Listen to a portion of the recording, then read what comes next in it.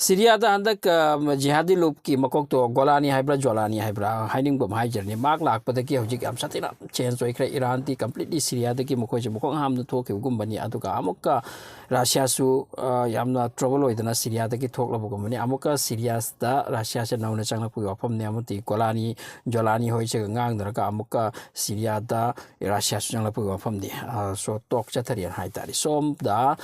Israel na ti Syria mang da ma sang dan loi kre hojik Golani Julani hoi che tumna lai si kari kino haibsi mayam ki question ni ngasi di world media da yam char bo pho ma Golani natraga Julani haibsa ma ki interview thokre masung Israel ki makoi ki national akhbar sing channel sing da yam naina kre masung world media da yam naina ri hai for the first time Golani asina Israel ka lup ta hai kre madudi ai koina Syria da Basarul Assad ki ma ki emperor maki empire se koina loi thokpa se masi ai koina Syria se stable de purak na ba Syria ki public ki right pur mak se phanghan bagi damak tani ai koi Israel kanglup ka khatna bagi pamde aduka atop foreign power amataga ai koi sono pamde ai koi Israel ke so sokna roi aduka ai koi gi maksad ai koi gi aim and objective of making Syria newly nauna Syria se sengbat pani maramde ai koi gi country as a war na torn oi dona masida war te hek to da ekhoi gi country as a back cha dun lai sing si chahi yam khre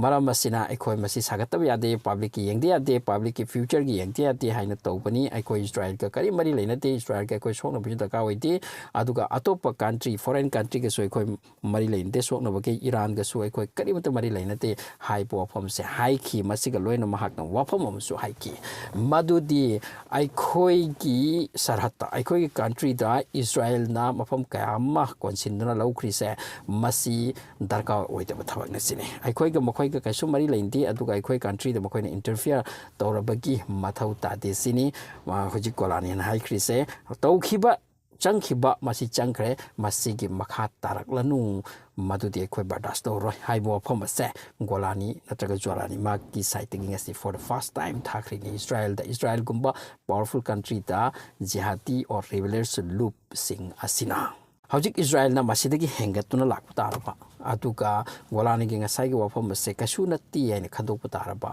adu arabti hari bu kanglup asika Israel ka fight tor bu chance lai masiki wafam se hojik yamna kanna naina bu gi wafam hairi amarom da kaino hai matam da hojik ke Hezbollah gi leader se Kasim al-Sulay Kasim haibra kainom ko bune kainom Kasim haibni mak na hai kre madudi Syria da rebels na hawi oikebadagi makhoi na superior oikebadagi Basarul Assad chatkibadagi aikhoi gi problem am oire na aikhoi gi main source aikhoi gi laklam godabo khuchu khulai paisa likon aikhoi gi supply gi source se loina kakre aduna aikhoi hujik trouble ni hai bopam se Hezbollah gi leader nga si clear hai kre masiga loina na hujik Hamas kanglup ase makhoi su ware makhoi gi su supply hujik ban ni leiti makhoi gi aduna hujik Gaza di war lepagi walite Israel aduna nga si se aduna nga si se chubo ato am so oikrabani Gaza da so Gaza gi hujik sokna ripsing se makhoi gi wadi aikhoi di sibra hingba tamnga mate aduna aikhoi raga loisin ke ba aduga thadi tharam da ba akhoi ge do or die loi de faw de sok nang bani hai sini aduga tasegna hojik main point ori se Golani hoi Julani hoi Syria da lakhi base masin Hezbollah ki suware aduga som da Gaza ki public suware Gaza ki fighters sing Israel ki mayok to sok na basing ase masi suware aduga masi Israel na pamlam basu sini Gaza ki supply kai de ki lagi long maru marang explosive bomb top fire tor ising check makhoi si yani som de Lebanon dagi Hezbollah dagi Syria ram dagi lakpani aduna means amata or Gaza di honbani madur masi thatke masi pami amorom da som da South Lebanon dagi makhoi de attack torok ba Israel de attack toram ba se masi ki route sim tang kak ki ba masi kak pa ha se Syria da kak laga Syria da attack toraga masi kak kadam ne ha se masi musum khoi success ore aduna Lebanon su Israel ki tension hoji am oije Hezbollah se maram di maru marang kap na ba later kai de kino kap na dori se masi ki development asin lakli se hojik Hezbollah down oi kran ju lawra si aduga Gaza ki Hamas sing su down oi na lawkra ka si hojik Israel ki planning di makoi di Iran ne Iran asiga karam haina tawdana sokna ba Iran ki powerful oiselak lisa makoi the nuclear power oiselak tuna nuclear bomb pau sani haiduna prithibi de yang yauna niknari sa khangnari sa masi karam haina thingani asini Israel ki main objective aduna masi thingbai damakta makoi na Syria dagi tawba taba natragadi Iraq ama country se samduna akhoi attack to bungam da Iran da aduna karigum pas Syria asida makhoi gi advancement ase karigum henjin nu sangba taragati ta se namaki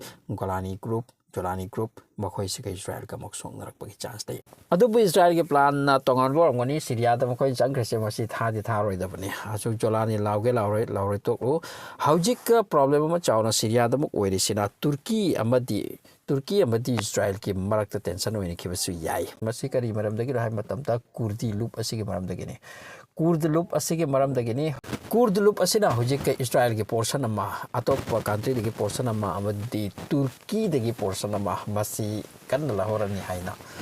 masi da yam kan hodar gisini masi da jack pidori se Israel amdi America ha dagi sungkoi sukula idam laisini masi ki maram dagi hojik amaka Turkey makoina changhalu budo Israel da upside down to budo Syria da upside down to budo aduna makoi ga so amaka tension se kamra pidwani aduna Syria hojik Julani koina ekoi peace ta prake harga su yaroi dori maramdi am chawpa clash khara werakini tension laina dori Israel talk loi adu ko makoi to budo lep loi amram de Kurdi ki kanglup lup na adu amram de Kurdi lup asu makoi agitation lep loi masik maram na Syria da sati lairoi hai chimam hai dari amram da tungda Syria da Sufyan ko ba chawr pa ningthong palakini sini Muslim aduga magasya ok salim masigi matam sidani hairi se am hedi